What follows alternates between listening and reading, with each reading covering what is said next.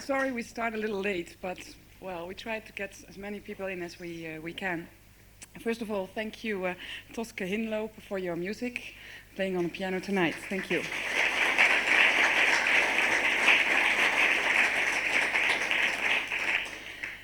Well, with very great pleasure, I welcome you all here for tonight's, I think, sold-out lecture of David Sedaris. My name is Monique Knapen, and I think one of the best things of being the director of the John Adams Institute is that I have the chance to read the best from the United States. For those of you who don't know the John Adams Institute, we organize lectures with American authors and speakers on various topics. We are an independent and non-profit organization, and I think with a very small staff and a great number of volunteers who we have seen tonight, we try to bring you the best of America. Tonight's guest, David Sedaris, Me Talk Pretty One Day. I mean, the book was #1 on the New York bestsellers list for months. And I think it seems that he has a very big audience here as well. And I really wish that the West Indies house tonight was a little bit bigger than it is, because I think we could have sold many, many more places. Before we really start, I would like to thank publishing house Vasalucci and book importer Van Ditmar for co-organizing this event. The moderator and introducer of tonight is Tracy Metz. And some time ago, during my holiday, I asked Tracy to do Sedaris, and he said, well, that's okay. She said, I planned a trip to Las Vegas, but I suppose, I'm back in time. I should be back on September 13. Well, she came back a little later. She reported on the horrible events that shocked everybody, and the tragedy is horrendous. But sometimes I think literature helps to enlighten us. And I think tonight's speaker will help you to smile again. Before I ask Tracy to take the floor, I want to inform you that there will be no intermission tonight, I'm sorry, but there will be drinks afterwards. And there will be an opportunity for you to have your books signed. And we will try to close at 10:30, so I'll have to look at Tracy. And please do not smoke here in this room, except for one person. And so don't smoke. And please be so kind to switch off your mobile phones. Okay, Tracy, it's all yours.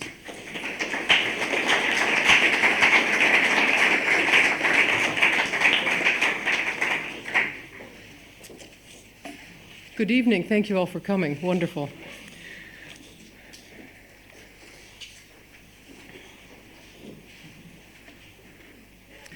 You know how publishers are.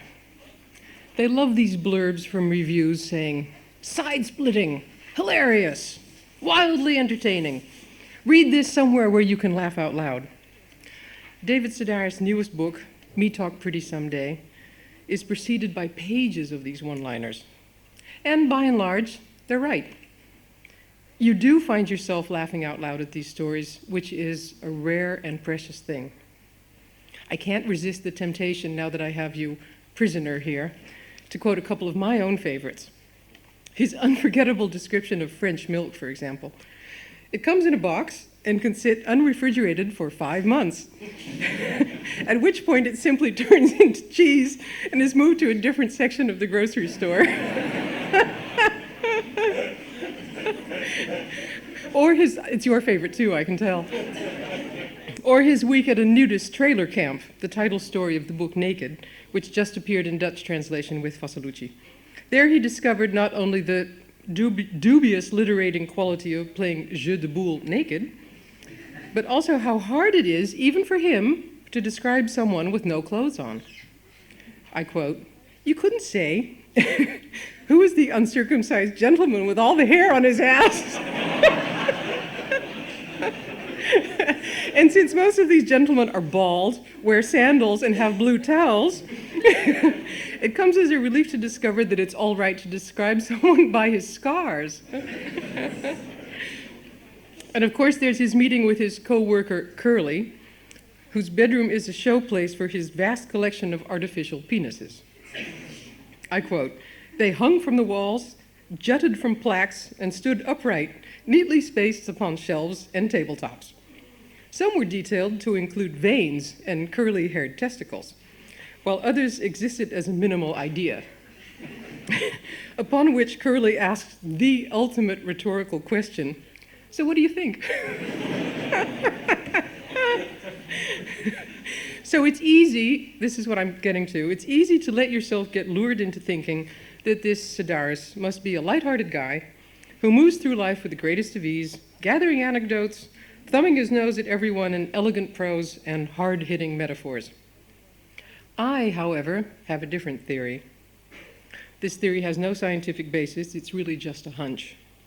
I think David Sedaris goes through life, be it in New York or Oregon or North Carolina or Paris, groaning under many burdens. One of them, paradoxically, is that he is funny. Because once people, your friends, your family, your readers, have you pinned as being funny, you cannot not be funny. Being funny becomes both who you are and what you are. Stop being funny, and people are disappointed. Funniness comes to stand between you and the others. Humor can also be a convenient shield to hide behind, a socially acceptable way to keep the world at a safe distance. Whichever way, it seems to me, but I don't really know since I am not funny, being funny is something you have to learn to live with, and that you can also use to make a living. Another almost insuperable burden for most writers is a happy childhood.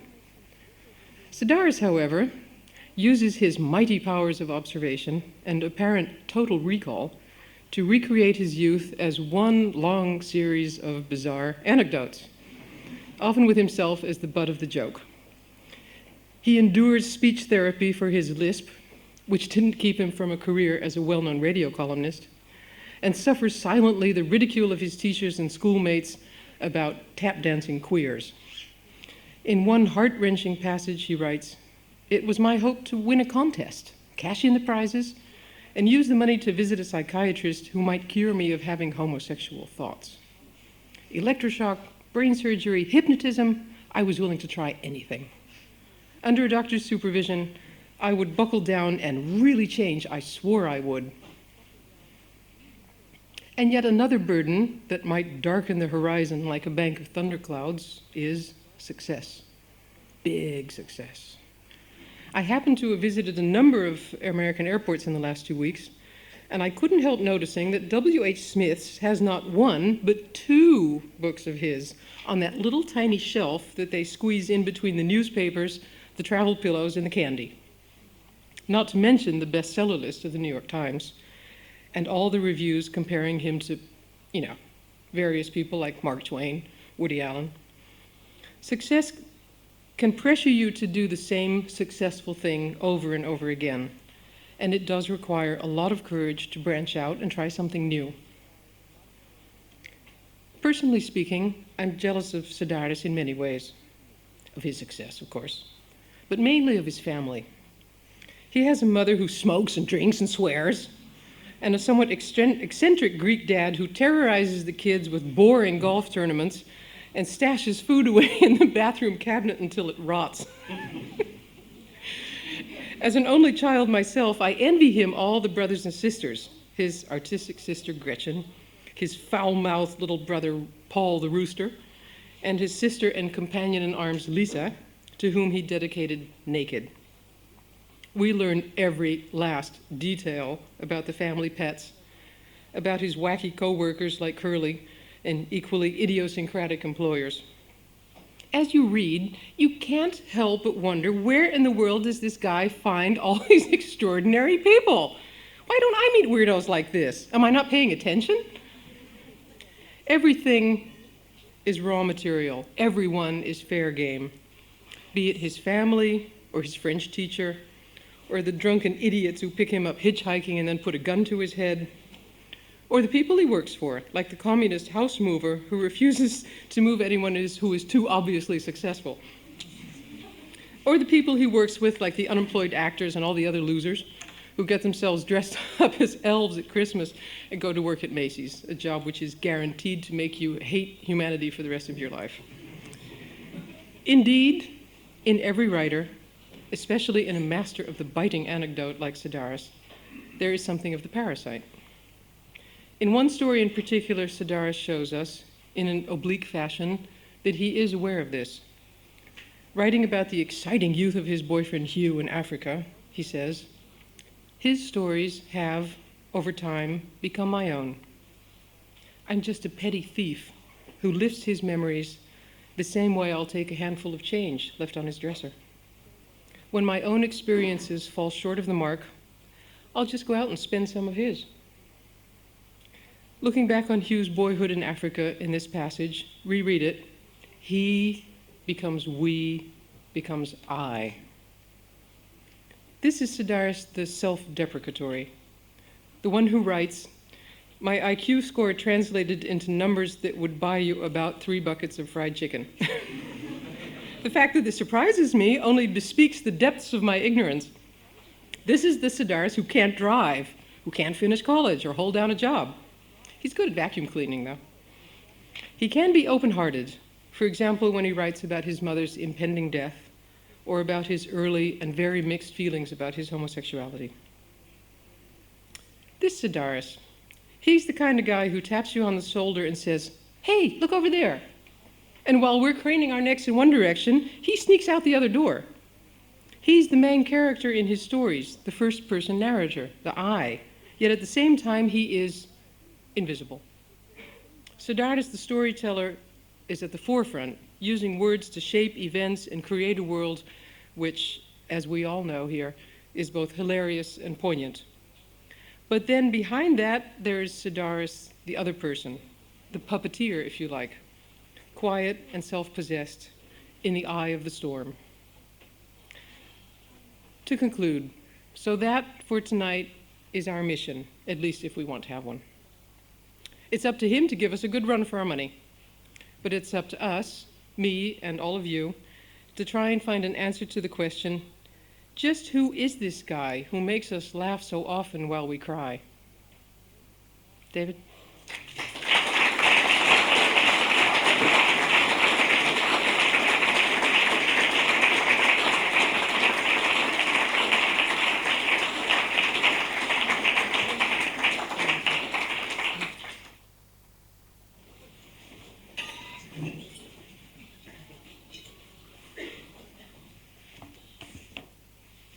Thank you very much. That's the nicest introduction that I ever received in my life. That's. Oh no, no. No, that's the nicest thing anyone's ever said about me. Just a glass of water will be fine. Thank you very much for coming tonight. I arrived in your country on Sunday, and then yesterday and on Monday I had interviews all day, and it's different when you go to another, from country to country. Here, every interviewer started with the question, what is this? And I'm guessing they would say, well, the person in this story, that's not you, is it? And I would say, yes. And it wasn't like that they didn't believe the stories. They just thought, well, why would a person tell so many private things? And shamelessness, I'm shameless, I suppose. And I guess there's not a big precedent for shamelessness in this country, but in the United States, it's, we sort of added the lessness to the word shame. And I do a lot of work for the radio network in the United States, where I would tell little stories that had to be true-ish. So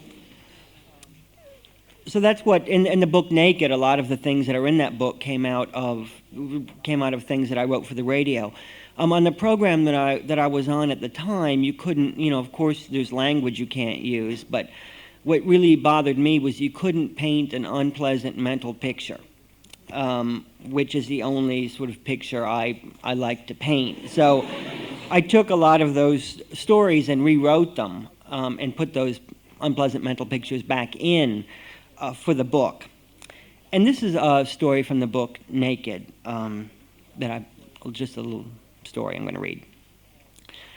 I spent my high school years staring at the pine trees outside my classroom window and picturing myself on the campus of an Ivy League university where my wealthy roommate, Colgate, would leave me notes reading, "Meet me on the quad at 5." I wasn't sure what a quad was, but I knew that I wanted one desperately. My college friends would own horses and monogrammed shoehorns. I'd spend weekends at my roommate's estate, where his mother would say things like, "I've instructed Helvetica to prepare those little pancakes you're so fond of, but she's had a devil of a time locating fresh Cape gooseberries." This woman would have really big teeth that she'd reveal every time she threw back her head to laugh at one of my many witticisms. "You're an absolute caution," she'd bray. "Tell me you'll at least consider joining us this Christmas at Bridal Haven. It just wouldn't be the same without you." I fantasized with a nagging suspicion that there was something missing, something I was forgetting. This something turned out to be grades. It was with profound disappointment I discovered it took more than a C average to attend Harvard. Average, that was the word that got to me. C and average, the two went hand in hand. I was sent instead to a state college in western North Carolina, where the low brick buildings were marked with plaques reading "Erected 1974." And my roommate left notes accusing me of stealing his puka shell necklace or a remedial English book. I expect someday to open the newspaper and discover the government had used that campus as part of a perverse experiment to study the effects of continuous high-decibel Pink Floyd albums on the minds of students who could manufacture a bong out of any given object, but could not comprehend that it is simply not possible to drive a van to Europe. I spent my year buckling down and improving my grades in the hopes that I might transfer somewhere, anywhere else. I eventually chose Kent State because people had been killed there. At least I hadn't died of boredom. That was saying something. I arrived the following September and was assigned to a dormitory largely reserved for handicapped students. It had always been my habit to look away from someone in a wheelchair, but here I had no choice as they were everywhere. These were people my own age who had jumped into a deceptively shallow pool or underestimated the linebackers of the opposing team. They had driven drunk on prom night or slipped off their parents' roof while cleaning the gutters. One little mistake and they could never take it back. The paraplegics gathered in the lobby, perfecting their wheelies and discussing their customized cars, while the quads purred by in their electric chariots, squinting against the lit cigarettes propped artfully between their lips. The first quarter I roomed with a fellow named Todd, an amiable Dayton native whose only handicap was having red hair. The quadriplegics had the best drug connections, so we often found ourselves hanging out in their rooms. "The hookah's over on the shelf," they'd say, "right next to the rectal suppositories." Over time, I grew accustomed to the sight of a friend's colostomy bag and came to think of Kent State as something of an Ivy League university. The state would pay your board if you roomed with a handicapped student, so second quarter I moved in with Dale, a 75-pound sophomore with muscular dystrophy. I learned to bathe Dale and set him on the toilet. I turned the pages of his books, dialed the telephone, and held the receiver against his mouth as he spoke. I dressed him and combed his hair, fed him and clipped his toenails, but I can't say that we were ever close. Midway through the term, Dale was sent back home to live with his parents, and I moved in with Peg, a fun girl with a degenerative nerve disease. Peg was labeled an incomplete quad and liked to joke that she couldn't finish anything. She'd come to school to escape her parents, who refused her any beverage after 6 p.m. They complained that at the end of a long day, they were simply too worn out to set her on the toilet. God had chosen her to suffer this disease, and if she had any complaints, she should take it up with him. This was a nasty illness that left its host progressively incapacitated. Peg's limbs were twisted and unreliable and had a mind of their own. A cup of scalding coffee, a lit cigarette, forks and steak knives, objects sprung from her hand with no prior notice. She wore thick glasses strapped to her head and soiled sheepskin booties on her useless curled feet. Peg's voice was slurred to the point that information operators and pizza delivery services, thinking she was drunk, would simply hang up on her. Unnerved by the sight of her, Peg's professors automatically agreed with everything she had to say. "Good question," they'd shout. "That's very perceptive of you. Does anyone else have any thoughts on what she just said?" She might ask to use the bathroom, but because no one could understand her, it was always the same answer. "Good point! Isn't it, class?" In the cafeteria, she was met with frantic congeniality. Rather than embarrass themselves trying to figure out her choice of an entree, they just went ahead and piled everything on her plate. A person in a wheelchair often feels invisible. Push a wheelchair and you're invisible as well. Outside of the dorm, the only people to address us would speak as if we were deaf, kneeling beside the chair to shout, "Father Tony is having a guitar mass this Sunday. Would you like to join us?" Peg would beckon the speaker close and whisper, "I collect the teeth from live kittens and use them to make necklaces for Satan." "Well, sure you do," they'd say. "That's what our fellowship's all about." For Peg, being invisible was an old and tiresome story. To me, it definitely had some hidden potential. And so began our life of crime. We started off in grocery stores. Peg had a sack on the back of her wheelchair, which I would fill with thick steaks and frozen lobster tails. There was no need to slink behind pyramids of canned goods, hiding from the manager. We did our stealing right out in the open. Peg carried a canvas bag on her lap and stuffed it with everything she could get her hands on. Canned olives, teriyaki sauce, plastic tubs of pudding. Our need had nothing to do with it. The point was to take from an unfair world. We quit going to the cafeteria, preferring to cook our meals in the dormitory kitchen, the butter dripping off our chins. We moved on to bookstores and record shops, guaranteed that no one would say, "I think I see that crippled girl stealing the new Joni Mitchell album."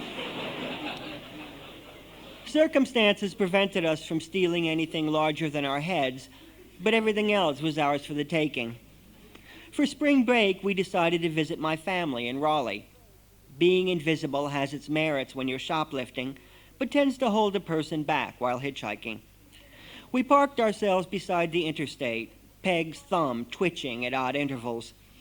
The 500-mile trip took us close to 3 days.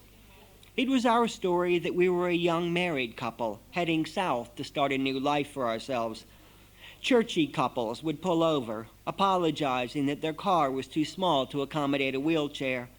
They couldn't give us a ride, but would we accept $20 and a bucket of fried chicken? You bet we would. "There's a hospital in Durham we're hoping might do some good," I'd say, patting Peg on the shoulder. "Here we are, a couple of newlyweds, and then this had to happen." CB radios were activated, and station wagons appeared. Waitresses in roadside restaurants would approach our table, whispering, "Your bill has been taken care of," and pointing to some teary-eyed couple standing beside the register.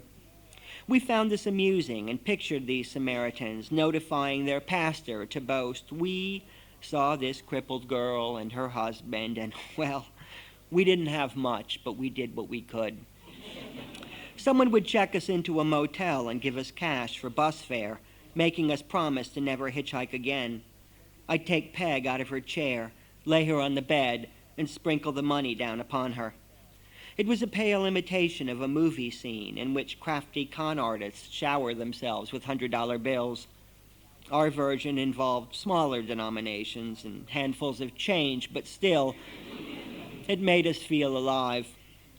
We were in West Virginia when one of the wheels fell off Peg's chair.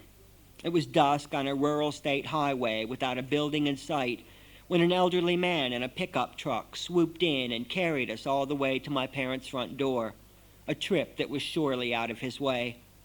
5406 North Hills Drive.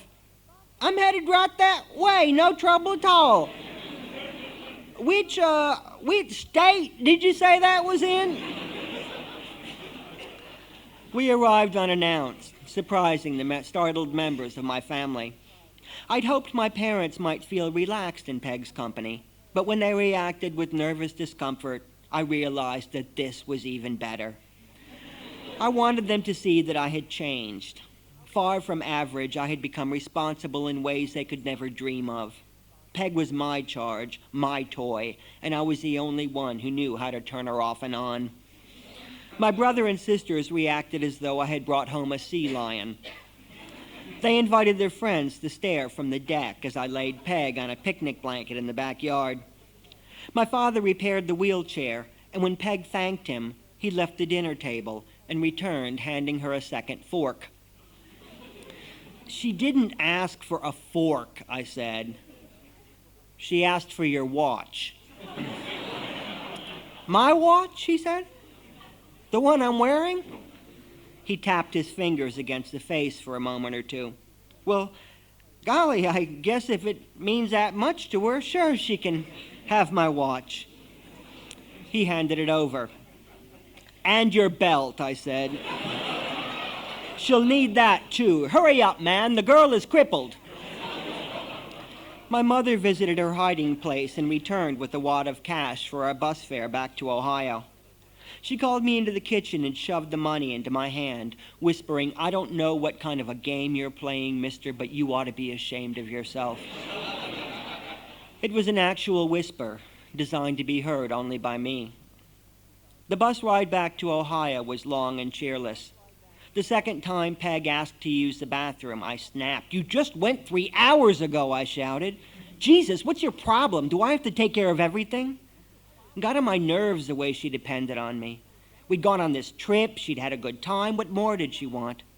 How was it that by the time we left my parents' house, I was considered the cripple? Not her, but me. Me who had to do everything while she just sat there spilling ashes down the front of her shirt.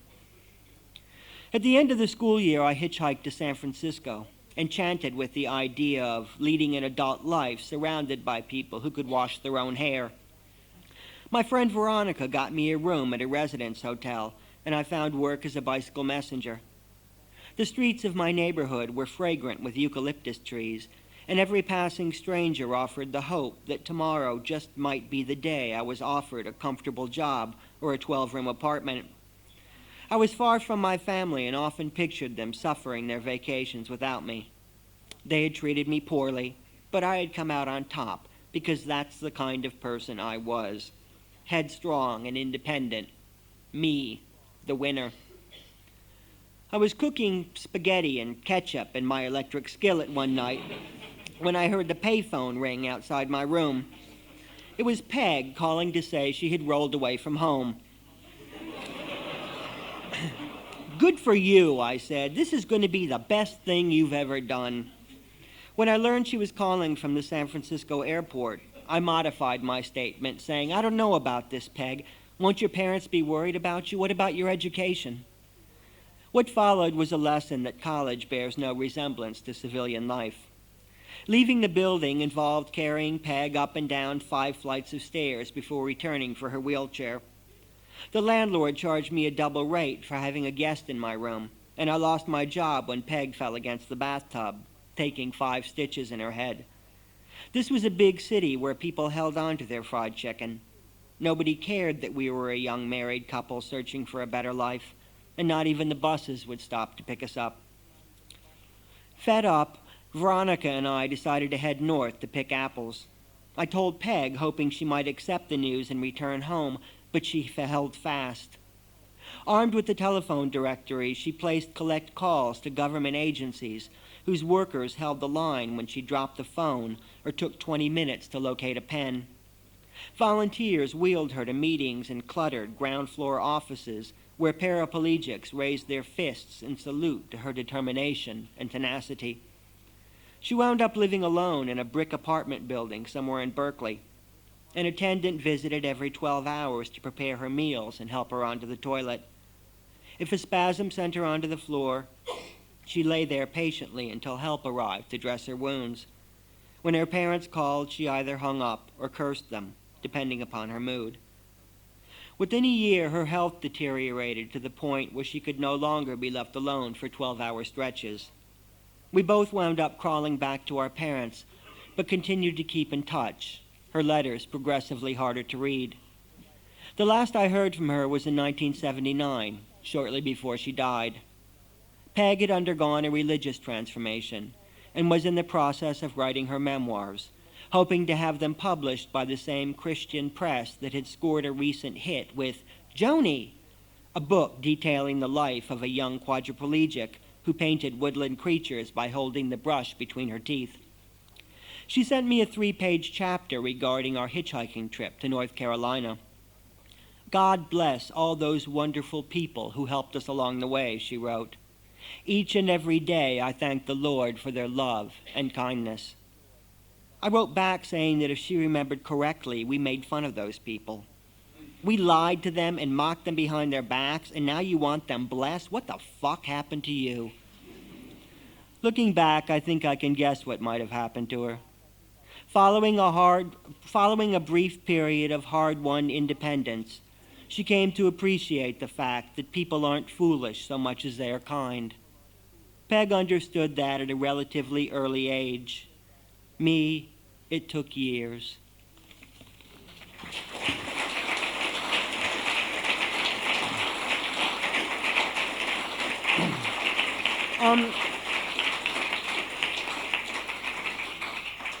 I moved to France 3 years ago because I smoke.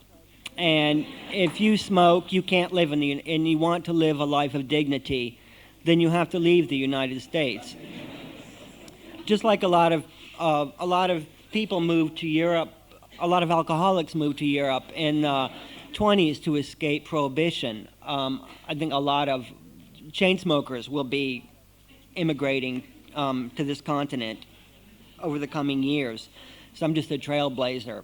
And so I moved to Paris, and I didn't really know any French, so I enrolled in a school that promised to teach me that French. And my teacher, I'm guessing they don't sue people in France the way they do in the United States. Like my teacher, one day she stabbed a Korean student in the eye with a pencil, telling her to wake up or go back to Seoul. And she didn't even apologize. And she would throw chalk at people and, hold your homework over your head and show everyone your mistakes. And I wrote a story about her, never thinking that she would see it. And she did, and so I got thrown out of school. And so I wrote another story about her. And it's from my last book, Me Talk Pretty One Day, and it's called Jesus Shaves. And what does one do on the 14th of July? Does one celebrate Bastille Day? It was my second month of French class, and the teacher was leading us in an exercise designed to promote the use of one, our latest personal pronoun. Might one sing on Bastille Day, she asked? Might one dance in the street? Somebody give me an answer. Printed in our textbooks was a list of major holidays, accompanied by a scattered arrangement of photographs depicting French people in the act of celebration. The object of the lesson was to match the holiday with the corresponding picture. It was simple enough, but seemed an exercise better suited to use of the pronoun they. I didn't know about the rest of the class, but when Bastille Day eventually rolled around, I planned to stay home. and clean my oven. Normally, when working from the book, it was my habit to tune out my fellow students and scout ahead, concentrating on the question I'd calculated might fall to me. But this afternoon, we were veering from the usual format. Questions were answered on a volunteer basis, and I was able to sit back and relax, confident that the same few students would do most of the talking. Today's discussion was dominated by an Italian nanny, 2 chatty Poles, and a pouty, plump Moroccan woman who had grown up speaking French and had enrolled in the class hoping to improve her spelling. She'd covered these lessons back in the 3rd grade and took every opportunity to demonstrate her superiority. A question would be asked and she'd race to give the answer, behaving as though this were a game show, and if quick enough, she might go home with a tropical vacation or a side-by-side refrigerator freezer. A transfer student, by the end of her first day, she'd raised her hand so many times her shoulder had given out. Now she just leaned back and shouted out the answers, her bronzed arms folded across her chest like some great grammar genie. We'd finished discussing Bastille Day, and the teacher had moved on to Easter, which was represented in our textbooks by a black and white photograph of a chocolate bell lying upon a bed of palm fronds. And what does one do on Easter? Would anyone like to tell us? The Italian nanny was attempting to answer the question when the Moroccan student interrupted, shouting, "Excuse me, but what's an Easter?" It would seem that despite having grown up in a Muslim country, she would have heard it mentioned once or twice, but no, I mean it, she said. I have no idea what you people are talking about. The teacher then called upon the rest of us to explain. The Poles led the charge to the best of their ability. "It is," said one, "a party for the little boy of God who call hisself Jesus and shit." She faltered, and her fellow countrymen came to her aid. "He call hisself Jesus, and then he die one day on 2 morsels of lumber." The rest of the class jumped in, offering bits of information that would have given the Pope an aneurysm. "He die one day, and then he go above of my head to live with your father. Jesus weared of himself the long hair, and after he die the first day, he come back here for to say hello to the peoples. He nice, the Jesus. Jesus make the good thing, and on the Easter we be sad because somebody make him dead today." Part of the problem had to do with vocabulary. Simple nouns such as cross and resurrection were beyond our grasp, let alone such complicated reflexive phrases as "to give of yourself your only begotten Son." Faced with the challenge of explaining the cornerstone of Christianity, we did what any self-respecting group of people might do. We talked about food instead. "Easter is a party for the eat of the lamb," the Italian nanny explained. "One too may eat of the chocolate." "And who brings the chocolate?" the teacher asked. I knew the word, and so I raised my hand, saying, "The rabbit of Easter. He bring of the chocolate." A rabbit. A rabbit. The teacher, assuming I'd used the wrong word, positioned her index fingers on top of her head, wiggling them as though they were ears. "You mean one of these? A rabbit? "Well, sure," I said. "He come in the night when one sleep on a bed. With a hand he have a basket and foods." The teacher sighed and shook her head. As far as she was concerned, I had just explained everything that was wrong with my country. No, she said. "Here in France, the chocolate is brought by a big bell that flies in from Rome." I called for a timeout. "But how do the bell know where you live?" "Well," she said, "how does a rabbit?" It was a decent point, but at least a rabbit has eyes. That's a start. Rabbits move from place to place, while most bells can only go back and forth. And they can't even do that on their own power. On top of that, the Easter Bunny has character. He's someone you'd like to meet and shake hands with.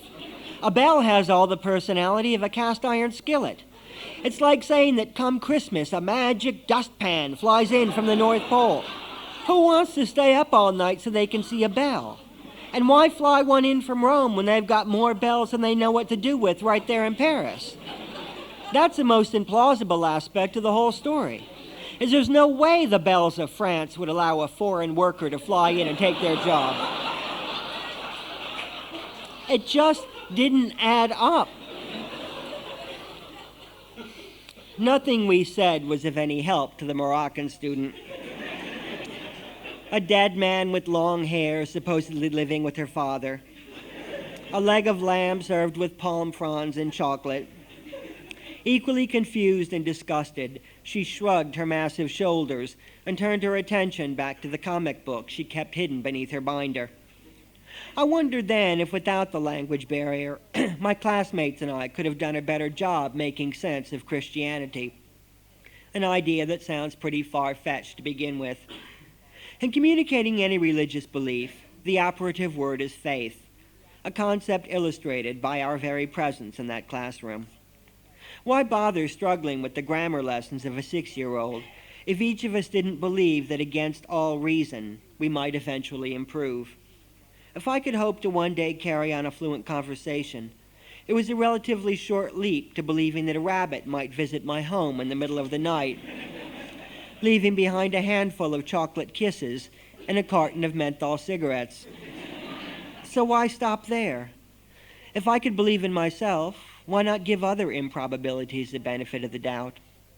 I told myself that despite her past behavior, my teacher was a kind and loving woman who had only my best interests at heart. I accepted the idea that an omniscient God had cast me in his own image, and that he watched over me and guided me from one place to the next. The virgin birth, the resurrection, and the countless miracles, my heart expanded to encompass all the wonders and possibilities of the universe. A bell, though, that's fucked up.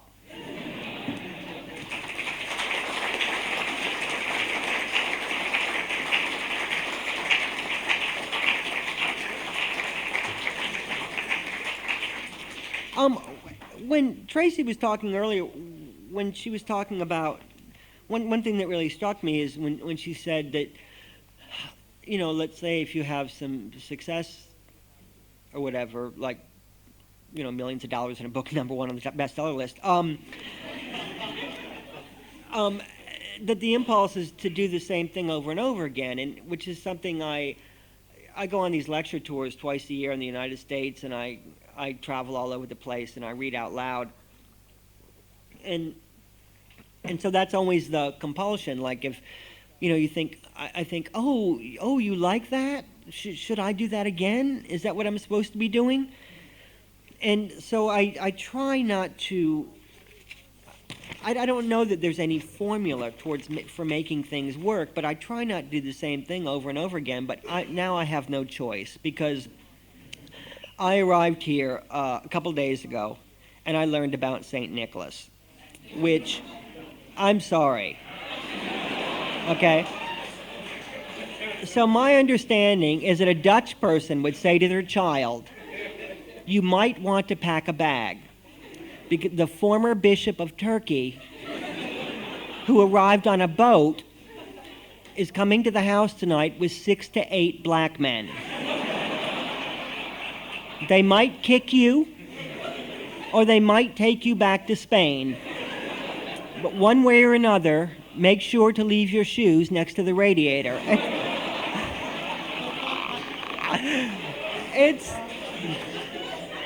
It's the most ridiculous thing I've ever heard in my life.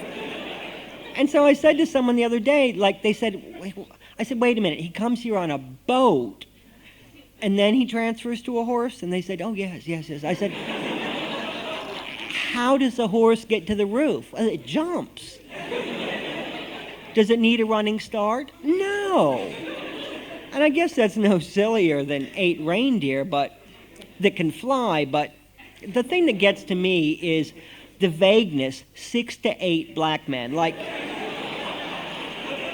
in the United States, people would be sitting up with rifles, okay? Like, if they thought that 6 to 8 black men were going to be coming to their house in the middle of the night. And the second thing is, another thing, Santa's never been anywhere near Turkey. Like, he doesn't even our Santa, he skips Turkey. He doesn't, that's just not the kind of a country that goes, it's too hot for him there. So I'm going to have to write something about St. Nicholas, because I'm suspecting that it has something to do with, the same person who would say, well, that's sort of shameless, isn't it, to write about yourself in that manner. That's the person who goes to bed afraid that they're going to be kicked by 6 to 8 black men.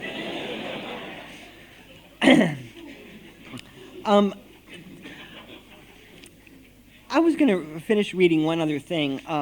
I go to the movies every day because I don't have any friends, and I live in Paris, which is really the movie capital of the world. Every week there's 300 movies playing there. And in the United States, video sort of killed the revival house. People just rent movies. But in France, people, I don't know, they love to see movies on a big screen. So any old movie you ever wanted to see is playing whenever you want to see it. And another thing that struck me when I first moved there is that people don't talk during the movies. In the United States, they talk from the beginning of the movie to the very end. And in France, nothing. Like, I went to teenage slasher movies on a Saturday night. Nothing. And then a French friend said, are you going to American movies?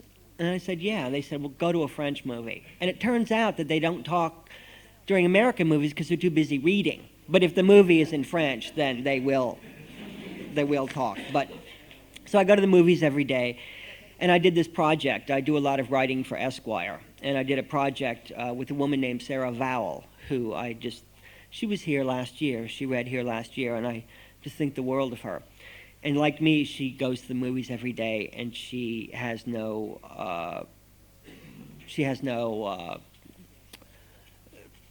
see anything, just like me. So this is one of the movies that I wrote about. And I wanted to write about movies so that it wouldn't really matter if you saw the movie or not. So.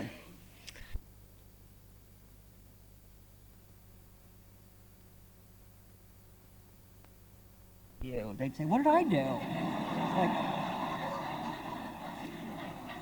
So I kind of prefer, in France, they call him Ugehe, which is just as ugly as it can be, but you're not going to confuse it with the word you. So Ugehe is my boyfriend. Last night, Hugh and I went around the corner to see The End of the Affair, a Neil Jordan adaptation of the Graham Greene novel. I had trouble keeping my eyes open because I was tired and not completely engaged. Hugh had trouble keeping his eyes open because they were essentially swollen shut. He sobbed from beginning to end, and by the time we left the theater, the poor thing was completely dehydrated. I asked if he always cried during comedies, and he accused me of being grossly insensitive, a charge I'm trying to plea bargain down to a simple obnoxious. Looking back, I should have known better than to accompany Hugh to a love story.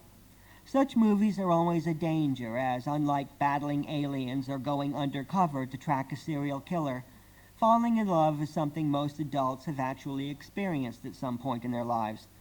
The theme is universal and encourages the viewer to make a number of unhealthy comparisons, leading most often to the question, why can't our lives be like that?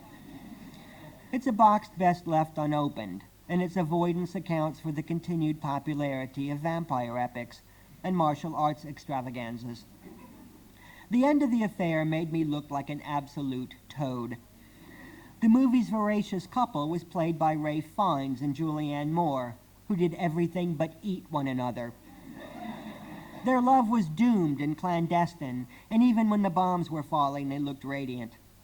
The picture was fairly highbrow, and I was surprised when the director employed a device most often seen in TV movies of the week. Everything's going along just fine, and then one of the characters either coughs or sneezes, meaning that within 20 minutes, he or she will be dead. There's never any medical explanation. We're just expected to accept this vague cough-atosis as one of the world's swiftest and deadliest killers. It might have been different had Julianne Moore suddenly started bleeding from the eyes, but coughing in and of itself is fairly pedestrian. When she did it, Hugh cried. When I did it, he punched me in the shoulder and told me to move. I can't wait until she dies, I whispered. I don't know if it was their good looks or their passion, but something about Julianne Moore and Ralph Fiennes put me on the defensive. I'm not as unfeeling as Hugh accuses me of being, but things change once you've been together for 10 years. They rarely make movies about long-term couples, and for good reason. Our lives are boring. The courtship had its moments, but now we've become the predictable part too. No one in his right mind would ever pay to see. Look, they're opening their electric bill. Hugh and I have been together for so long that in order to arouse extraordinary passion, we need to engage in actual physical combat. Once he hit me on the back of the head with a broken wine glass, and I fell to the floor pretending to be unconscious. That was romantic, or would have been had he rushed to my side rather than stepping over my body to fetch the dustpan. Call me unimaginative, but I still can't think of anyone else I'd rather be with. I wouldn't want a fist fight on a daily basis, but I never expected living with someone to be a never-ending walk in the sunshine. On our worst days, I figure things will work themselves out. Otherwise, I don't really give it much thought. Neither of us would ever publicly display affection. We're just not that type. We can't profess love without talking through hand puppets. And we'd never consciously sit down to discuss our relationship. These, to me, are good things. They were fine with Hugh as well until he saw that damn movie and was reminded that he has other options. The picture ended at around 10, and afterwards we went for coffees at a little place across the street from the Luxembourg Gardens. I was ready to wipe the movie out of my mind, but Hugh was still under its spell. He looked as though his life had not only passed him by, but paused along the way to spit in his face. Our coffees arrived, and as he blew his nose into a napkin, I encouraged him to look on the bright side. Listen, I said. We maybe don't live in wartime London, but in terms of an occasional bomb scare, Paris is a pretty close second. We both love taxidermy. We take vacations to fun places like Croatia. What more could you possibly want? What more could he want? It was an incredibly stupid question, and when he failed to answer, I was reminded of just how lucky I truly am. Movie characters might chase one another through the fog or race down the stairs of burning buildings, but that's just for beginners. Real love amounts to withholding the truth, even when you're offered the perfect opportunity to hurt someone's feelings. I wanted to say something to this effect, but my hand puppets were back home in their drawer. Instead, I pulled my chair a few inches closer, and we sat silently at our little table on the square, looking for all the world like two people in love.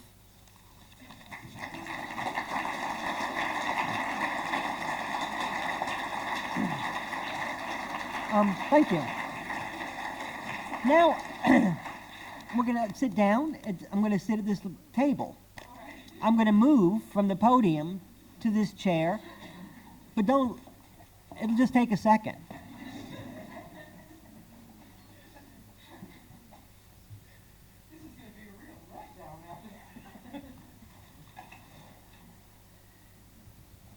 Can everybody see you here? Should I move this podium?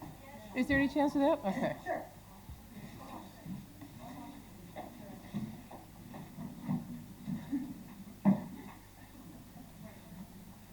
Like that? being a pseudo-Frenchman, prefer wine or water? I'll have water. That's boring. That's me.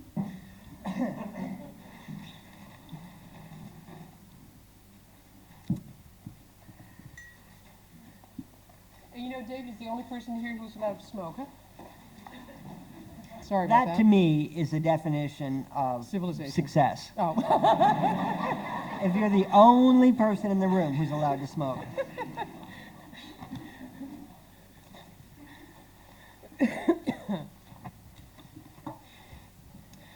So tell me, David, am I correct in surmising that it is indeed a big burden to a writer at only, what are you, 44?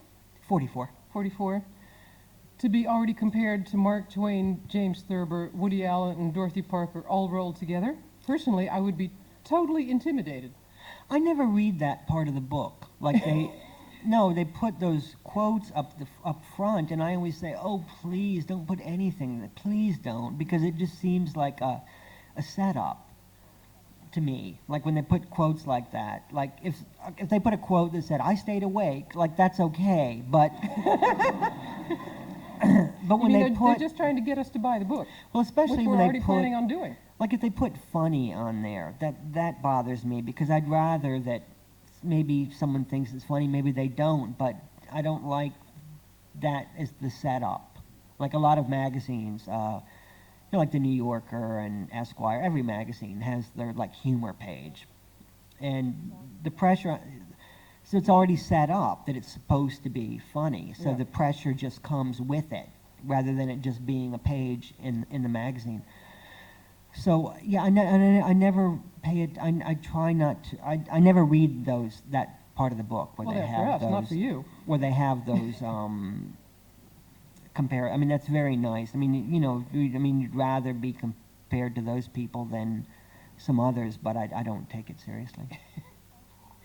Do you, aside from this burden, do you see yourself as perpetuating an American tradition of storytelling? No, not really. I mean, I think the radio, I do things on the radio in the United States for a show called This American Life, which was started by this fellow named Ira Glass. And I think Ira really, I don't know, is either rescuing some form of storytelling or inventing some form of storytelling with his radio show. Because whereas stories used to be told, let's say that people sat around and told stories, then the radio, people started telling stories on the radio, and then those stories sort of moved to TV and commercials were added, and they're not stories in that same sense. And I would sort of put stories back on the radio in a really interesting way. So I might see myself in some kind of a strange radio tradition, but not really in any literary tradition. Is there a revival of radio after having almost disappeared in the deluge of TV? Well,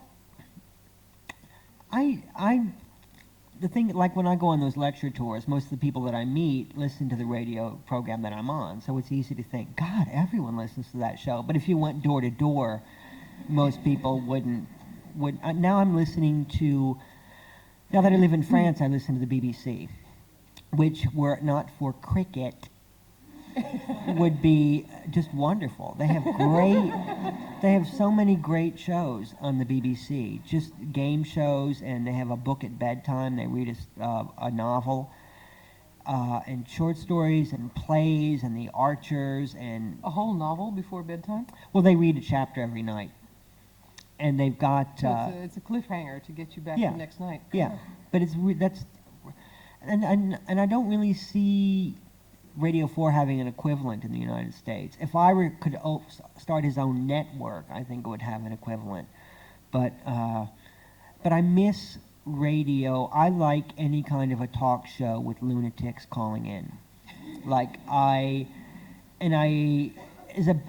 It's best to listen to the crackpot call-in shows, because what do you want to listen to a call-in show like Talk of the Nation, where people call in and they say, and they're basically saying what you think. I'm not interested in that. I want, You don't want to hear any sensible stuff on the radio. yes, no, I really miss my lunatic radio call-in shows because it's just wonderful to hear people that are that impassioned. Even if you don't agree with them, they're really worked up enough to pick up that phone and say, yes, we all need to carry guns.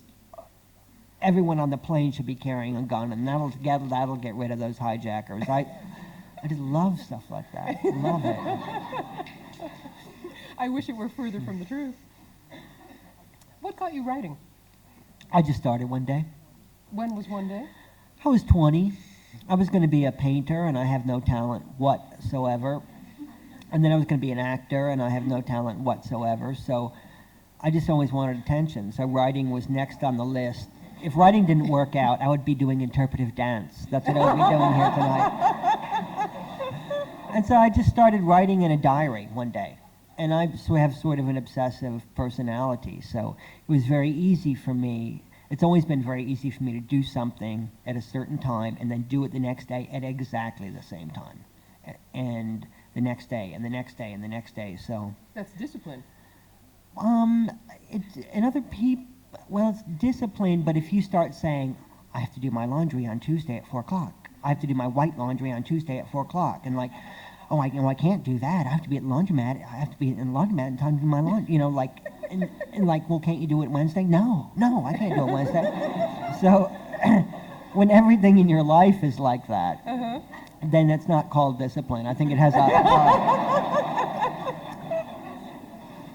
I think it has a more clinical sounding name.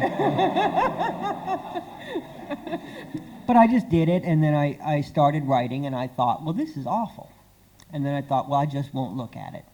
I'll just write it, and then I won't look at it, and maybe I'll get better. And I was in no hurry. I mean, I think it's important not to be in a hurry. Were you showing it to anyone? No, I just kept it to myself. Not even to yourself? No, I just kept it to myself, and then after I'd been doing it for like 7 years, I started writing little stories. How many notebooks did you have filled up by 7 years? I do one a season. So, 4 like I notebooks started a one year. on the 21st. And what I type them on You 8 type by them? 9.5 sheets of paper, and then I leave a space because I have a headline story for every day, and then I've got to find a picture that corresponds with my headline. What was the clinical name for this, you said? And then I have to find that picture, and I have to put 2 coats of polyurethane on it, right, and get it shiny. And then I put it in there, and then I make a cover for it, and I You're take it. shitting me. No, and then I take it and I have it bound with like a spiral binding. So I've got, I guess, about like 100 books. No, like 8 by 9.5 inches. And then a cover always has to be seasonal.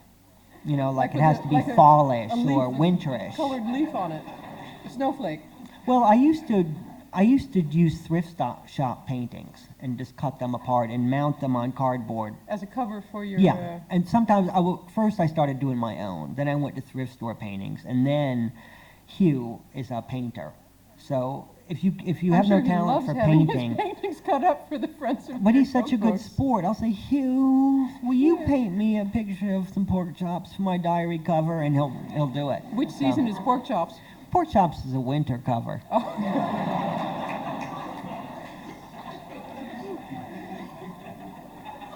Have you already decided which museum you're leaving this to? Well, the covers, when you look at them, 25 years worth of covers, they're interesting. Whenever I bet. look at a painting, I reduce it in my mind to 8 by 9.5 inches. And I buy paintings and I cut them up. But a lot of them need to be cut. I mean, I'm just looking. You're actually improving them. Right, at 8 by 9.5. There was a painting I saw in a window yesterday, and I love those collars that you see in, I don't know what they're called. They're like this big, and they look like those air filters you use on cars that people, in those Dutch paintings, people have them around their neck. Ruffs. And I saw a painting of a woman with a collar like that on, and my eyes just to that collar, like I'm going to get rid of everything else. I can cut her head off right there, and I can just get that collar on that. Because I have, 100 paintings that are 8 by 9.5 inches. And so the covers would be interesting, but what's rest is inside of them. unpublished. every now and then I write something in my diary and that I think I can turn into a story, or I write down if I hear like an odd name, or I just write down everything, and then I figure I can, maybe later on when I'm looking for things, it'll come in handy. So, you know, I wrote about St. Nicholas, and there's something, the Anne Frank house. Hugh and I just bought an apartment in Paris, but we'd been looking at a lot of property, so I went to the Anne Frank house looking at his real estate, and I went in, and I didn't mean to, but I walked into the Anne Frank house, and I thought, this is cute. This is cute. And it's a lot bigger than I thought it was, and then I thought, you know what I think I would do is I would take her bedroom and I would extend it a little bit and maybe make that my office and then move, and the attic was blocked off, and I was like, damn it. You know, they had a mirror set up, and then so I could look at it like that, and I was thinking, you could do a lot with that attic. It was just horrible, you know, but really it was a lot bigger than I thought it was going to be, and it was nice. So I wrote about that, and, you know, gee, I thought, what's a winkle? Is that a store? Yes. So just the word winkle means store? Yeah. Okay, I thought winkle meant toothbrush because there was a store that just sold toothbrushes. And it had, what's the word for toothbrush? Tandenborstel. I mean it. It's what? Tandenborstel. Tandenborstel? Tandenborstel. Wow. And the shop you're talking about is the Witte Tandenwinkel. Yes. The white teeth shop. Oh, that's what it's called. That's what okay. it's called. Did you buy a toothbrush as a souvenir? No, but I wrote the name of the store down, and I described the window. So they had these toothbrushes bent, and they were riding a Ferris wheel, and their heads were like, admiring the view, and it was so clever. I can imagine that would appeal to you, yes. So I just write down everything and just sort it out later. Read through later and sort it out. Do you really have total recall? I can't remember nearly as much from my own youth as you can from yours. No, I mean, like in the story, I wasn't keeping a diary when I had my quadriplegic roommate. But we hitchhiked from Ohio to North Carolina, and so I don't remember people's exact words that they said. Mm-hmm. But that's the nice thing about not being a reporter, is that I can, because I had to be a reporter once. I had to be a reporter, and I always wanted to see a lot of dead people. So I went to the morgue in Phoenix, and I was there for 10 days. And I was a reporter. I had a tape recorder, and I had a notepad. Were they saying much? Well, the people who worked there made some really funny jokes. I mean, they were cold, but they often didn't say what I wanted them to. See, in a story, like if you ask someone a question and they say something, and it's like, that's not what I want you to say. So, but in my kind of writing, they can say whatever I want them to, you know? So the joys of fiction. Yes. You present yourself in your books as an inept bumbler who has a hard time getting through the trials and tribulations of daily life. You lisp. Well, you used to lisp. I still do. Well, don't you hear it? Just a little bit. I wouldn't call that a lisp. Really? No.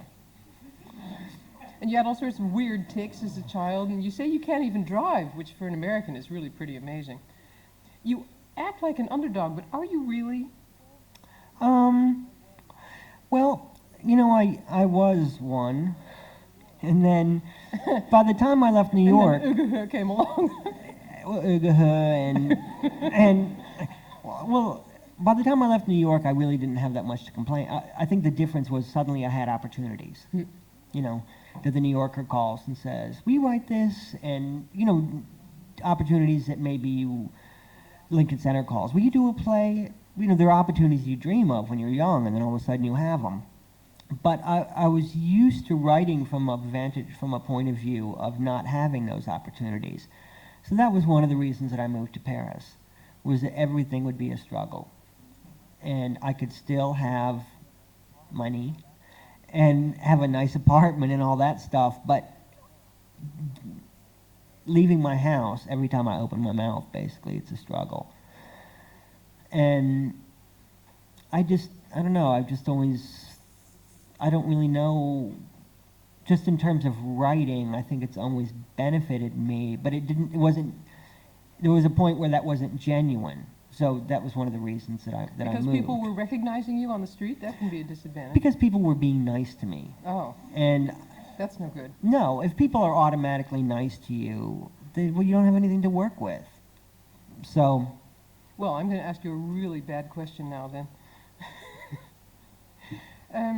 Some critics say you are harsh and unforgiving in your depiction of other people and their quirks and foibles. Others see your humor as affectionate and poignant. What do you think? Are you a nice guy really at heart? No. Ah, No, I'm not a nice person. well, that's something to work with. I'm a polite person. I'm a coward. So I don't ever say anything. Like if somebody knocked on my door and just walked into my house, I would say, oh, you're here. And if they, Oh, but what would you say to these 6 to 8 black men? I would say, oh, are there more? Are there more of you?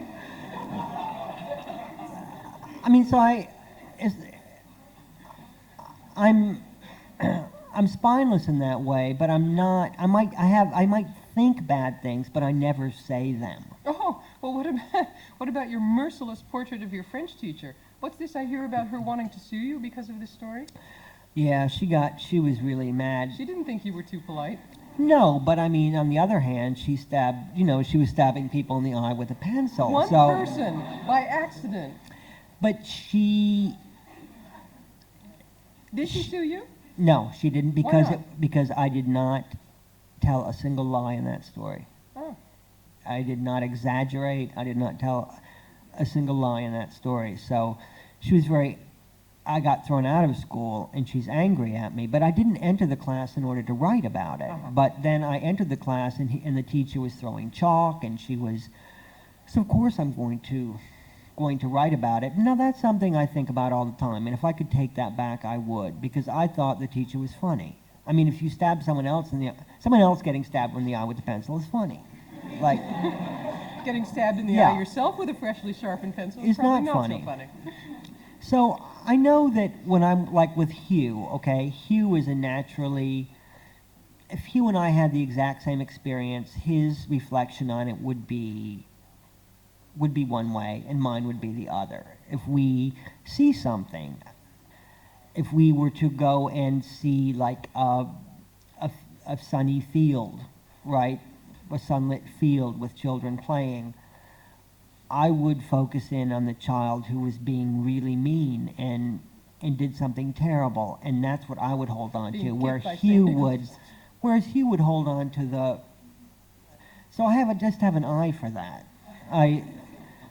Maybe because, I don't know, it's just what I collect. I mean, I collect bad behavior. And so maybe I am, I mean, I know that when I went to that nudist colony, somebody had written that they thought that was mean of me, the descriptions of people's bodies, but, and I thought about that, and I thought, well, no, I don't think it was, because if the people were, a nudist colony is not about having a great body. It's not about that at all. And those people, the people who were there, I mean, they told me that right off the bat. Oh gee, I'm a horrible person. I'm a horrible person. I am. They told you that about themselves No, or about yourself? no, I am a horrible You person. are a horrible person. Yeah, but my only saving grace is I think I realize that I'm a horrible person. And so I think that I actually am. I hate me more than anyone else, right? So I that's a mean, liberating normally thought, in a isn't it? story, I think I'm the worst person. And I think and it's genuine. So if I'm genuinely the worst person in every story, then comparatively, other people get off pretty easy. Even with these very graphic descriptions of all these people's really not very attractive rear ends and the mosquito bites and the scars and, well, you know all about that. You're still Mr. Nice Guy? Oh no, I'm much worse than no, I'm the opposite of Mr. Nice Guy. But no, what I found, I went to this, I had, for the book Naked, they said they would give me money when I said what the book was going to be about. So I said, I'll go to a nudist colony, because I'd never read anything about it. So I wound up, I put it off, and I wound up going, it was a senior citizens nudist trailer park. And everyone was in their, I don't know, like 67 and older. And there was a nude restaurant, like with a young waitress would come to the table with like a tampon string hanging between her legs. And everyone was naked like all the time. So it was just the things you would do normally, except you did them naked. And at first when I went there, it was, gee, I mean, you know, I wasn't used to seeing that many naked people. So, and the thing about going to a place like that is when you become comfortable with your own nudity, you stop noticing it in others. And it was amazing to me how that actually works. So by the end of my time there, I wasn't noticing. Like I had a conversation with this woman and didn't even notice the fact that she was missing a nipple. That it had been removed, right? She had cancer and they'd removed her nipple, but that's the kind of thing I'd pick up on right away, you know. And I'd gotten so sort of relaxed with it that I didn't even notice it until seeing her a second time. Was it a liberating experience? No, it was supposed to be, but it wasn't. I went back to my old self. I mean, I don't walk around the apartment in my underwear. I mean, if they sold clothes for the bath, I would I would wear them.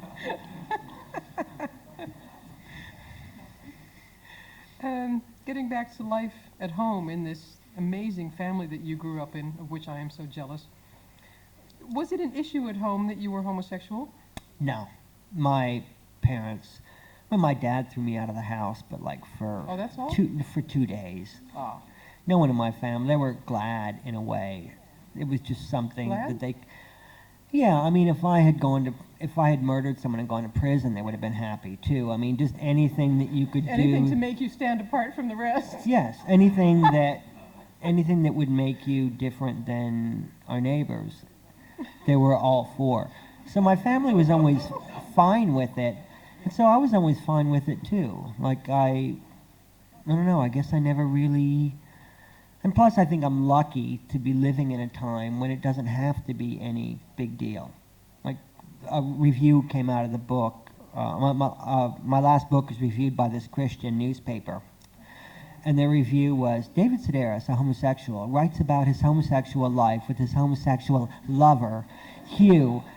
And they must have used the word homosexual like, I don't know, 20 times.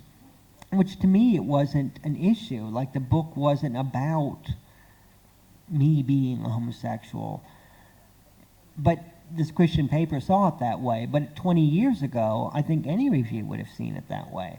So while I like to say, oh, it's no big deal, it was like years of struggle on other people's behalf that made it, no big deal. The first thing I had on the radio was a story about working as an elf at Macy's, and Ira edited it down. It was like 45 minutes, and he edited it down to 7 minutes, and he kept this sentence in there about me flirting, or this elf named Snowball, who was flirting with all the other guys, and he was just leading elves on. And Ira included that in the radio story, and I think people listening to it, they heard the story, and then like, wait a minute, he's gay? And then the story moved on. And they missed the rest. Well, no, they moved on. It was just like in the middle of the story, and then it moved on, which is more my way of doing it. Whereas somebody else might say, as a gay man working as an elf at Macy's, I find blah, blah, blah. That's just not my thing. And I wanted,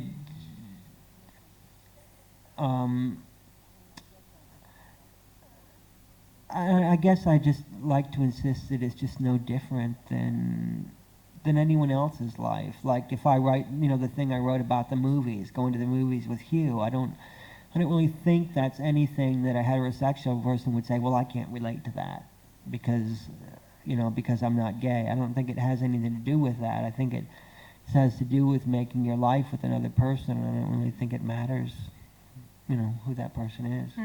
But a number of times you do mention your resentment at the way the gay movement, if I can call it such, tries to make you a sort of symbolic figurehead.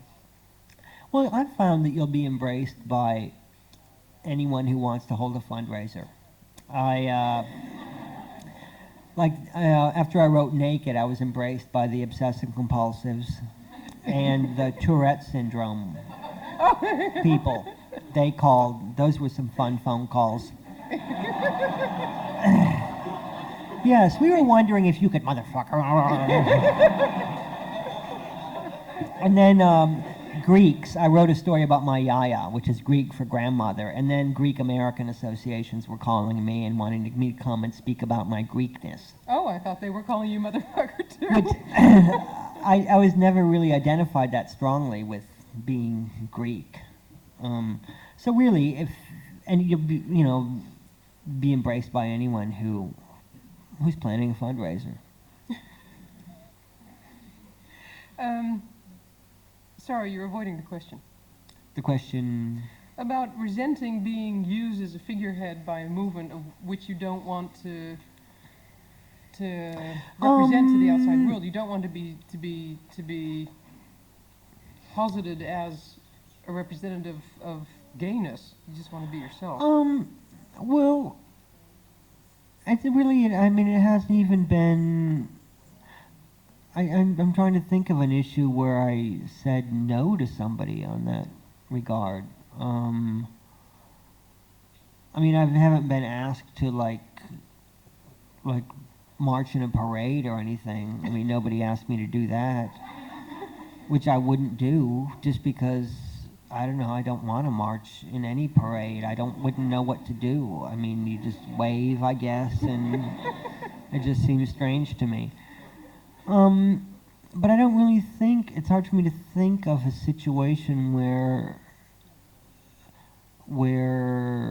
I've been, where homosexuals have embraced me and wanted to put me on a platform, and I've said, oh no, because I've never really been, aside from asked to speak at a few fundraisers, I've never been hoisted on that platform, really. Mm-hmm. I'm not muscular enough.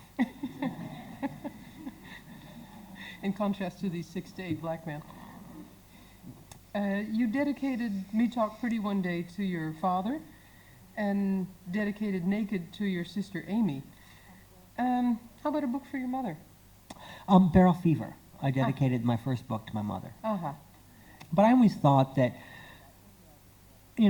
when I started writing, I thought one day I'll get to dedicate a book, because I thought that must be the greatest thing in the world. And you dedicate a book to somebody, and they're supposed to open the book, and their eyes are supposed to well with tears, right? So my mother was already dead when I dedicated the book to her, so she couldn't.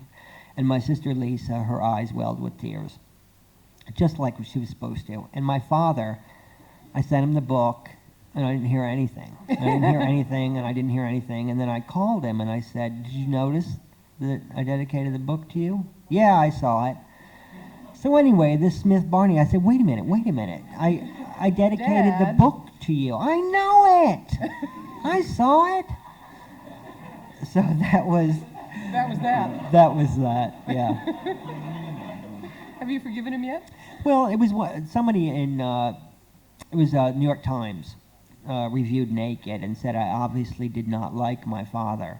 And that just sort of, I don't know, I do like my father. And then I thought, oh, how awful to have it in the New York Times that I don't. Yeah. Like in another paper, it wouldn't be so bad. But so I dedicated the book to him, just sort of to say, I do too like him. And did either gesture hit its mark? No. at least I mean, at least I know, Yeah. that I dedicated a book to my father, and I don't know, might not mean anything to him, but I guess that's not what you're supposed to, why you're supposed to do Why it, you're supposed I to do it in the suppose. first place, yeah. But I'm not going to dedicate another one to him. Now, who does Joyce Carol Oates dedicate books to? I mean, she's written like, what, 75? But she must be picking names out of the phone book, like just opening randomly and running. Why hasn't she? I'm like pissed that she hasn't dedicated a book to me yet. Well, we could suggest it to her. Have you ever heard her read? No, I've never heard her read. I was surprised. I really like Joyce Carol Oates, and it's a full-time job trying to keep up with her. Like, to read all her books is a full-time job, but I went and heard her read, and I was just surprised that she had no authority whatsoever. Her mom makes all her clothes, so How old is her mom? her mom must be like in her 80s by now. And she could still operate a sewing machine for her daughter? Not too well. And then, but I was just surprised that she didn't have any authority. She read like I was in. No, not. She didn't read like she couldn't read, but I was just surprised by that. I don't know. That she wasn't dynamic, because I'd always thought of her as such a dynamic person. Yeah, and you would think that there would be a correlation between 70-some books and some sort of presentation. Well, there is a correlation, because if you can write 75 books, you're a freak. You are. So you don't have to be able to Right. talk. No, and she was a freak. You still have a ways to go. Yeah. I can't imagine that. Well, just wait, you're only 44. As a fellow American living in Europe, I was interested in your experiences after having lived in Paris now for 3 years.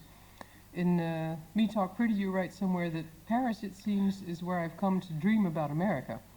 And I found that a particularly intriguing sentence, because the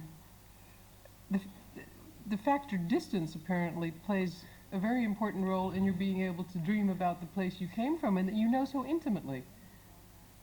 I think it helps. I mean, haven't you found that? Like, the distance sort of helps you to see where you came from, that you sort of need to step away from it and in order to see the American that you are.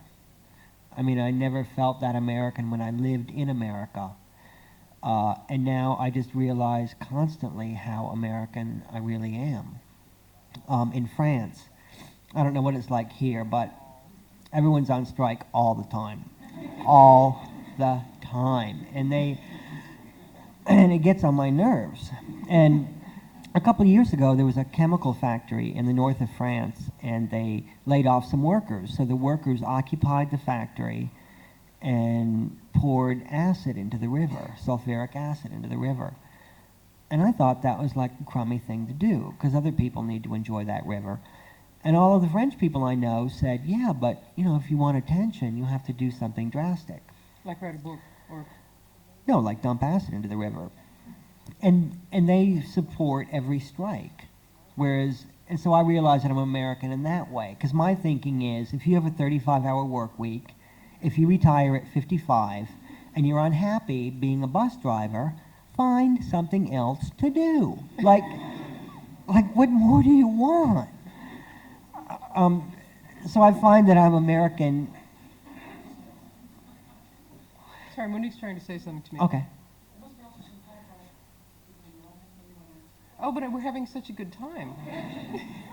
So even in that, I find that I'm an American in terms of, I don't know, what would you even call that? Like Hard-headedness. hard-headedness, or just the sense of the notion that you reinvent yourself, that one can reinvent oneself, that you move somewhere else, you change your name, you get your nose fixed, you do whatever you want to do, and you become somebody completely different. And we're just raised with that notion and with that feeling like we can do that at any time. That is one thing I wanted to ask you, especially in the light of recent events in New York and Washington. Living abroad also confronts you with America's self-proclaimed superiority.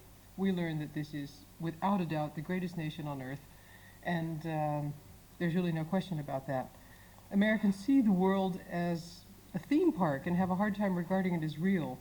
Do you think that last week's attack will change that? Has it changed your own view of the U.S.? I mean, it was a strange time to be away. A strange time to be away from, especially when you live in another country, right? Because you think, okay, I think, well, I live in France now, and France is my home. And then that happened, and I thought, no, France isn't my home. If France was my home, this is where I would want to be. I'd want to still be in Paris, but I don't want to be in Paris. I want to be back in New York. And you can't choose your home, like you can't choose your parents. Like you might think you can choose your home, but like you can choose your friends, but it's beyond your control in that way. People in France were really, really nice. Like everything stopped. All my neighbors came to the door. People in the street, they would hear my accent, and they were shopkeepers touched my hand, which is the equivalent of a bear hug. And I realized that as a foreigner living in another country, that you're kind of living at the mercy, not at the mercy, but at the whim of the latest headline.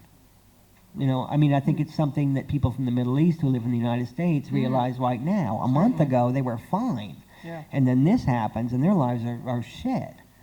So who knows? Like right now, everybody's being really nice. But let's say the United States does something, and then to retaliate, they drive a plane into the Louvre. I mean, then I better keep my mouth shut. You know, people aren't going to, I mean, if people can be nice to you because you're an American, they can be mean to you because you're an American too. And like most people, I think you go to another country and you want to be the only one, right? And I see Americans in Paris and I die. I'm so embarrassed. You know, they get on the bus and if the driver doesn't speak English, they scold him for not speaking English. Well, this is the language of the future. Like, and they're like, I just hope those aren't the shoes of the future. You know, like. And you're right. It's that sense of treating it like a theme park. Like, well, people can't actually live here. This is just here for our enjoyment. This is cute. Right. Or they go into a store. Like, I love this. You go into a store. And I've heard people say, you know, it's like closing time. And the guy will say, well, I'm sorry, we're closing. I was going to spend $700 in this store. I don't care. Like, they don't, in the United States, they'd say, oh, well, I'm sorry, let me turn the, you know, we'll stay open late for you. And in France, it's like, I don't know what the shopkeepers live off of, like air or something, but they don't.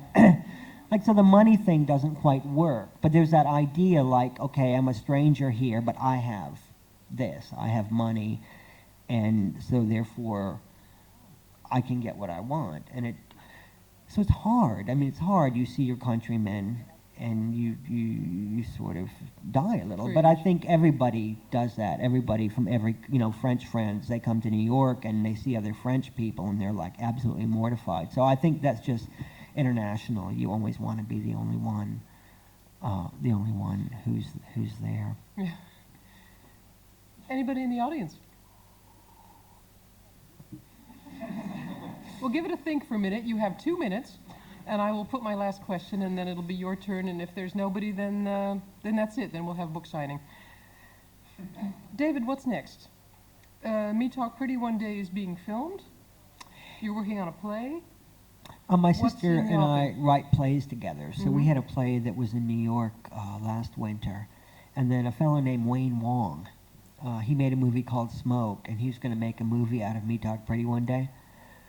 And he wrote a screenplay, and I don't know, I think the difference was because these are people in my family, real people. And then I read the screenplay, and there were things in there that my brothers and sisters wouldn't say. They were just things that they would not necessarily say. And so Wayne asked me to rewrite the movie. And then he decided that to write something else. He wanted me to write something else. And I'm the only writer who I think, who never wanted to write a movie. I go every day, but I have absolutely no interest in being involved in a movie in any way. I don't want that ruined for me. I don't want to go to the movies and then realize that that's a backdrop. I don't want to know that there were trailers off stage. I don't want to know that so-and-so was a bitch while they were making the movie. I don't want to know how many drafts the screenplay went through. I just want to fall for it. And so I tried for a couple days, and I just thought, this is just not. I'd rather write advertising copy. So I don't know what's going to go on, but they're all in the same vein.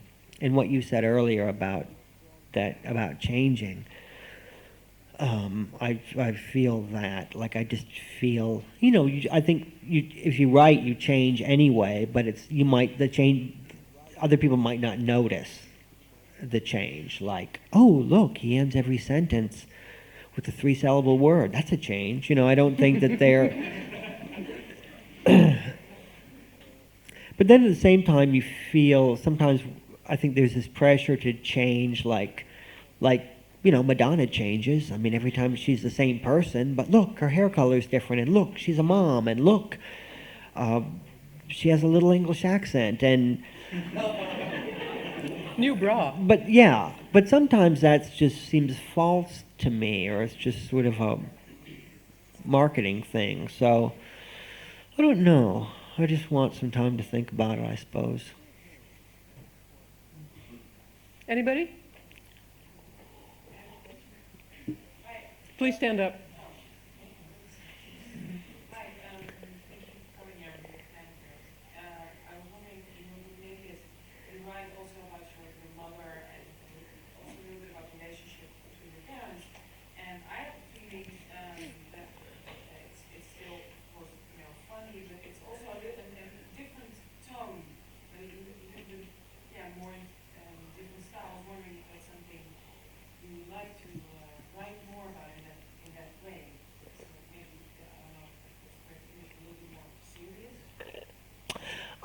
I've always been sort of afraid of... I read out loud a lot when I go on these lecture tours, and I've just always been terrified of silence. Just terrified of it, because I always think if there's no noise, then people aren't paying attention. And it's only been recently that I realized that they are paying attention. And I think the only way when we wrote... we had this play this winter. I wasn't in the play. I mean, I'm never in them. So I was in the audience, and I was realizing, oh, people are listening, and they are following this story. And because it's not like what Amy and I usually do, which is, shit joke, foul-mouthed rant, shit joke, foul-mouthed rant, like the same. That it was a little bit more... I don't know if serious is the right word, but it meant a little bit more than that. So yeah, I guess I'm not... I guess if I look back on any story that I want to tell, I might write a sincere version, and then I think, okay, how can I fix this? How can I put some laughs in it, I suppose. So I guess it depends on what the story is about. Because I guess when it comes down to it, I don't know that I have that... I don't know that my feelings are that strong about most things, really. I mean, there's a lot I think is wrong. I think people do things, and I think those things are wrong, wrong, wrong. And I think I have... but in terms of so I'm not adverse to being more serious. I just don't know what I have to be serious about, I suppose. That really touched me as well. Also the fun, everything was really funny and later so much fun, but it was also very touching and beautiful. Oh, thank you. I mean, I thought, like, there's a story about my brother in Me Talk Pretty one day, and my brother has he was born and raised in North Carolina, and the rest of us were raised there, but we weren't born there, and it's kind of hard to understand him when he talks. I mean, plus he... That's the rooster? So, yes, he's a floor sander, and he listens to rap music all the time, and he grew up with a whole different crowd of people, and he calls my father to say, "Motherfucker, I ain't seen pussy in so long, I throw stones at it." And it's a kind of story that... But to me, that story, like, when I read the end of that story, I just want to cry. And I didn't write it, I didn't mean to, but in writing about my brother, there's this very last line, which again is filthy. It's like how my brother talks, but there's, all of a sudden you realize that the talk is just his language. And so you're not, and so by the end of the story, hopefully you can sort of speak his language or understand his language, and then you see what he's actually saying at the end of the story is actually very, very sweet. So I don't know that I would have told the whole story of my brother that way, but it sort of worked for the ending. Mm-hmm. Hi, I would really enjoy hearing more of your impressions of Amsterdam and Dutch culture. Do you have any other stories you have to share? You're in a big state here.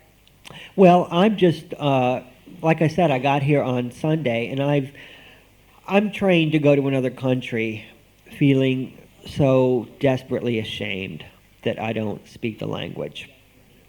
And I moved to France, and I've never spoken English in France, never.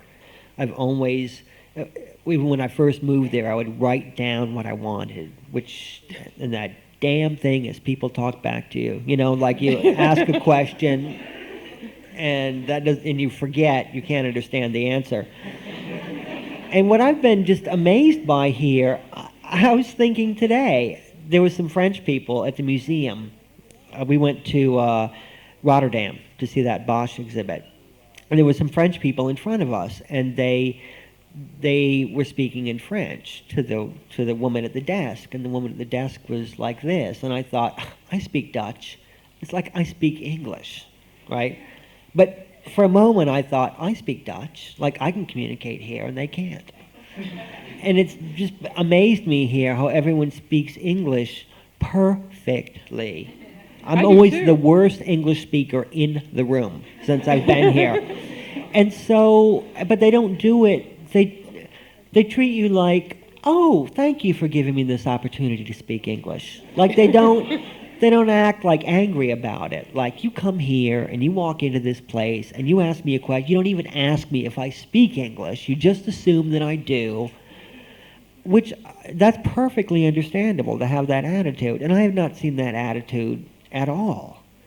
And I think it would be really hard to learn Dutch because everyone seems so willing to, I don't know, speaks English so well, and it just seems nearly impossible to get a chance to learn it. And I'd never wanted to come to Amsterdam.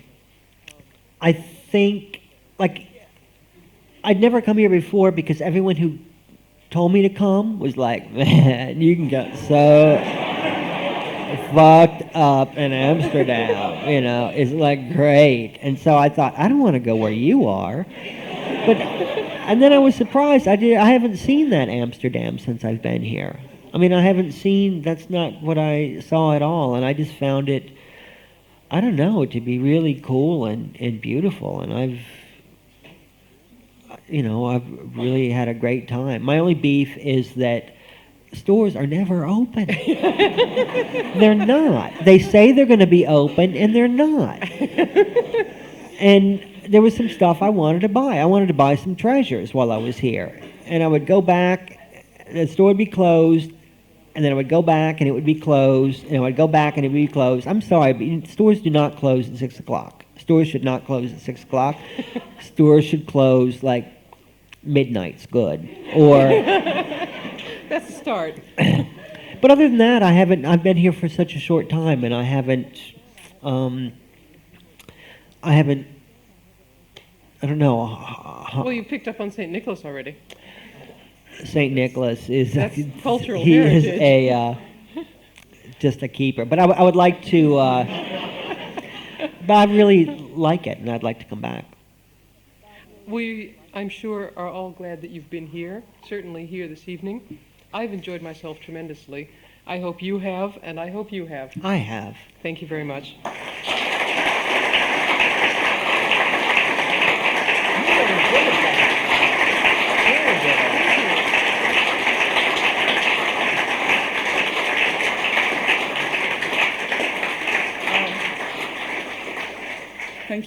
Thank you so much. Thank you, Tracy, for your beautiful introduction and for the talk. David, thanks so much, and I'm glad something surprised you in Holland, and I think we were all surprised by all your stories, and it was really remarkable. I told you there is book signing afterwards, and you could also pick up a brochure if you want from the John Adams Institute. And I just wanted to tell you one more thing before you're allowed to leave. We have got some more coming up for you this fall and winter. We've got Edmund White on the 15th of November. We've got Larry Ziedentop on the 29th of November. We've got Oliver Sacks on the 10th of December, and we've got Deborah Tannen on the 13th of December. So please come back again, and hope to see you soon.